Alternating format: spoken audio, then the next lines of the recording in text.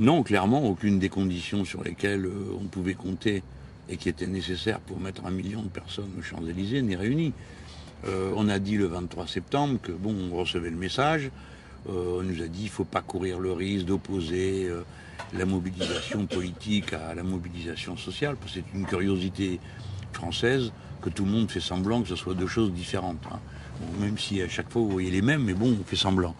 Alors on nous a dit ça sur tous les tons, très bien, nous on a pris une décision que je crois sage, qui a été de dire, bon, bah, on entend le message qui nous est passez devant, menez la lutte, dirigez-la, rassemblez-nous, c'est ce qu'on a dit aux syndicats. Bon, bah, depuis, l'unité syndicale n'a pas eu lieu, et la perspective reste dans le champ de l'activité syndicale traditionnelle. C'est-à-dire, il y a une marche qui est appelée le 16 novembre, évidemment, on va dire il faut y aller, on dit à nos amis il faut y aller, mais bon, c'est un jour de semaine, nous ne sommes pas consultés d'aucune façon, jamais. C'est pas que ça nous vexe, hein, mais c'est qu'on a l'impression que c'est du gâchis. Des forces sont disponibles, il y a une compréhension dans la société du fait que c'est dangereux, que ce qu'est en train de faire M. Macron avec le Code du travail. Entre-temps est arrivée la loi de finances qui a accru la perception du côté caste de riches qui entoure la présidence. Bon, donc, si vous voulez, beaucoup de conditions de conscience sont réunies et pourtant il ne se passe rien. Donc moi, je ne veux pas raconter d'histoire, c'est la discussion qu'on a eue entre nous, les insoumis, nous, on ne racontera pas d'histoire. On ne dira pas, c'est formidable, la lutte, et puis pendant qu'il ne se passe rien, ou que ce qui se passe est totalement déprimant, on n'essaiera pas de faire croire aux gens que ce n'est pas le cas. Voilà, donc on reste disponible pour un appel général, et j'insiste pour qu'il ait lieu. Je crois que les centrales syndicales qui sont entrées dans le combat peuvent entendre. Nous ne demandons aucun rôle particulier, mais ce qu'on souhaite, c'est un appel général qui inclut les syndicats et toutes les organisations politiques qui le voudraient, et qu'au moins une fois, de manière spectaculaire, solennelle, en se mettant le défi de remplir les Champs-Élysées, on le fasse, et que toute cette histoire ne soit pas soldée d'une façon limitée, étroite, qui ferait gagner la démoralisation et la résignation. Voilà, je crois qu'on peut le faire. Les syndicats peuvent accepter l'idée.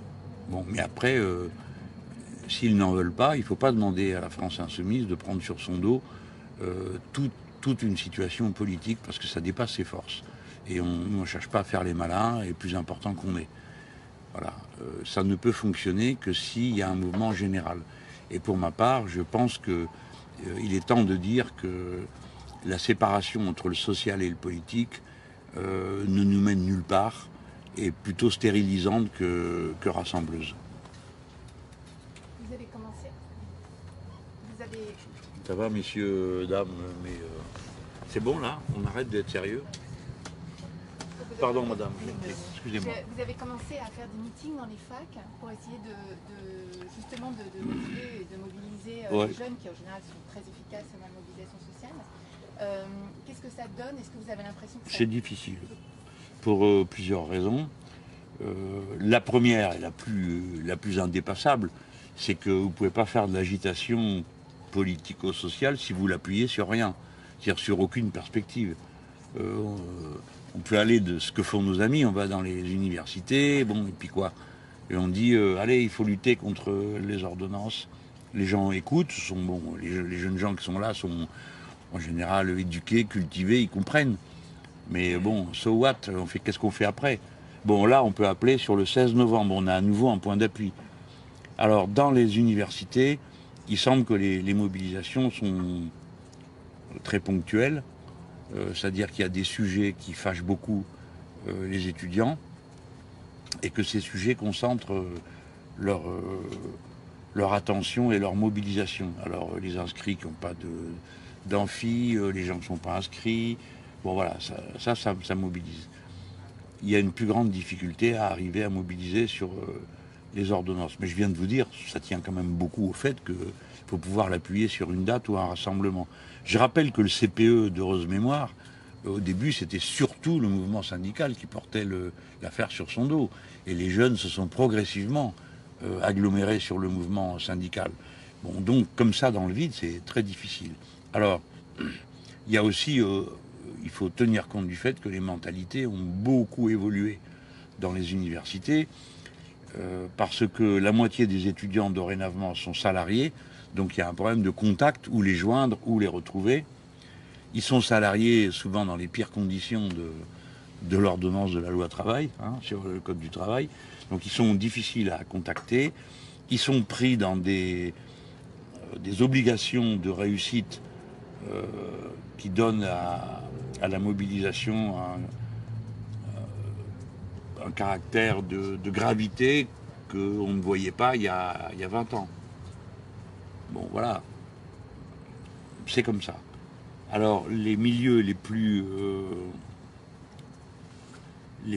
mobilisables à l'étape actuelle, ce sont les lycéens de terminale et de première, qui, eux, vivent leur jeunesse sans avoir sur le dos tout de suite les contraintes matérielles, du boulot, de l'emprunt et de toutes les choses qui accablent la vie des jeunes étudiants aujourd'hui.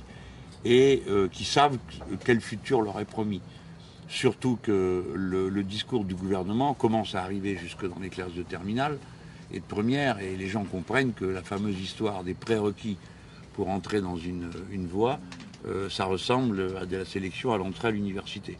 Donc il y a une sensibilité plus grande qu'on en trouve pour ceux qui ont déjà franchi l'étape et qui sont déjà à l'université. Mais encore une fois, on a besoin d'un point d'appui sur le mouvement social, parce que sinon, d'abord les organisations étudiantes ou lycéennes qui existent ont le plus grand mal à mobiliser elles-mêmes. Vous voyez bien, là, ça y est, ils sont repartis, l'UNEF, l'UNL, ils sont repartis à appeler au 16 novembre. Mais quand il n'y avait pas de date, ils allaient faire quoi? Voilà, c'est un moment étrange dans le pays. C'est un moment étrange parce que il est en état surcritique. Normalement, l'avalanche devrait avoir lieu. Elle n'a pas lieu. Mais un événement fortuit peut la déclencher. Je pense que beaucoup de gens qui ont une pratique politique expérimentée ressentent cette situation. Quand M. Sarkozy dit ça finira mal, quand le président lui-même regarde le pays comme le lait sur le feu, c'est que tout le monde comprend qu'il se passe une chose hors du commun en France. Nous étions le dernier pays de toute l'Europe qui avait un mécanisme de résistance sociale tel que le dur de la réforme libérale qui est passée sur l'Angleterre, l'Allemagne, l'Espagne et même le Portugal, l'Italie, n'avait pas atteint la France. Bon, là, on est obligé de le constater. Monsieur Macron, d'ailleurs, il s'en est vanté à son interview, il a dit « j'y suis arrivé en 5 mois ». Bon, il est arrivé, vous connaissez notre réplique, on lui a dit « bonhomme, attends, c'est pas terminé ». Bon, mais pour l'instant, c'est lui qui a le point. Faut pas chercher à le cacher.